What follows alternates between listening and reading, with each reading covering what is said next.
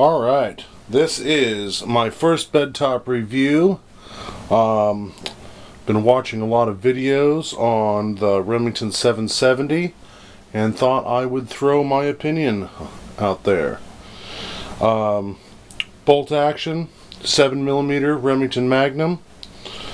It does still have the stock Bushnell scope that comes with it. A lot of complaints from people about this scope.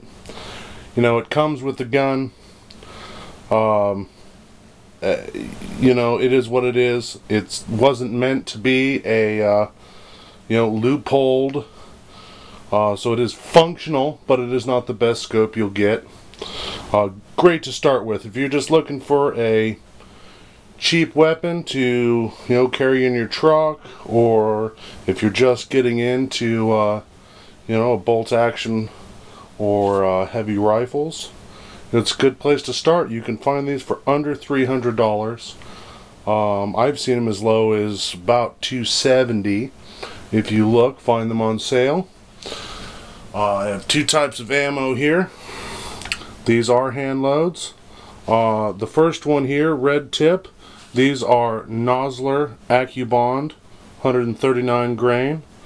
And the second one here is the Hornady soft point. It's known as an SP, and these are the two rounds that I load. They're pushing about 3,000 feet per second. I could push them a little hotter if I wanted to, but they seem to be more than potent for what I'm using them for, which is hunting and target practice. Here are two rounds. We'll do a little better close-up of them. Now, I use 139 grain. A lot of people like to use really heavy bullet. Depends what you're hunting. On deer, this is way more than adequate. The Nosler AccuBond, that's the red tip one.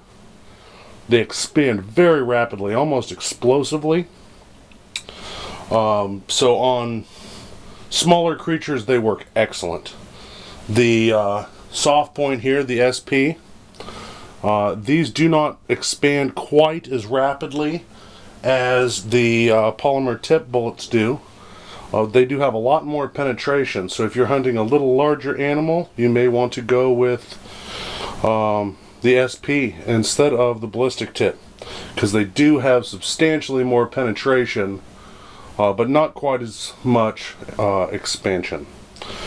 Now, I have to get to the bolt on this thing. Everyone seems to say that the bolt is garbage. When it comes out of the factory, it's in packing grease. First thing you need to do is just clean it. Clean the whole gun. Thing operates smoothly. I'll do a check for you just so you can see. No ammo in the gun. It is safe. Alright. So you're good to go. This thing works pretty good. If you yank it all the way back, see, it'll get a little sticky there. The main thing I think with that is this area is very narrow here. And they did that so you could get this long of round in there. So I think when they built this, they should have made this a shade thicker here. That may have eliminated some of the problem because you'd have more surface area to get the bolt. But under normal circumstances, I've had no problems. I do like that it is clip fed. My only issue with that is it's only 3 rounds, and I would like, 5 or 6 or something a little larger. I don't need a 30-round magazine as it's a bolt action hunting rifle. I do plan on getting a larger scope here shortly. An upgrade from this scope. We'll see. I'm looking at Weaver and Redfield scopes at the moment. We'll see how that goes, and I will do an update. One thing I did do was I added this bipod to the front of here. Let's see if I can show you. This bipod is mounted on a rail. Now, a lot of people mount these using the sling mount.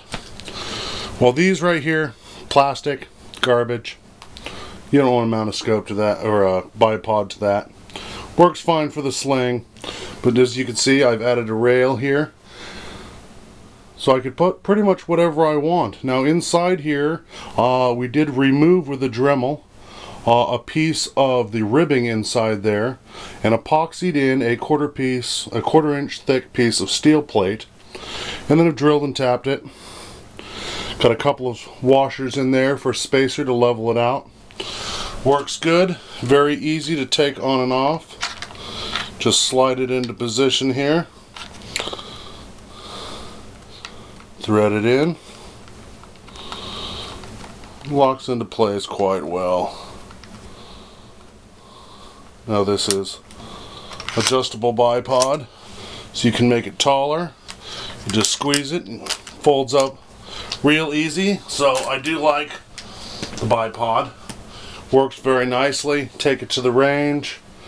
Don't have to use sandbags if I want to shoot from the bench. It's kind of handy.